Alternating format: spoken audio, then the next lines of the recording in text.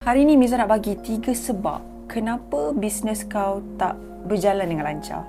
Korang pun tahu, Miza adalah peniaga banda, Miza peniaga perfume dan juga stevia. Dan tambahan lagi, Miza ada bisnes jus delima, iaitu jus jom. So, jom Miza bagi apakah sebab utama bisnes kau tak jalan-jalan lagi. Jom. Sebab pertama adalah apabila kau sebenarnya malu nak live. Dan korang tahu, sekarang ni adalah dunia di mana kita perlu buat live online. Jadi sebenarnya dah tiba masa untuk kau buang rasa malu tu. Kalau tak, masih di tempat yang sama. Sebab kedua kenapa bisnes kau tak berjalan adalah bila mana kau tak konsisten. Yes, benda ini pun Miza tengah bercakap pada diri Miza sendiri.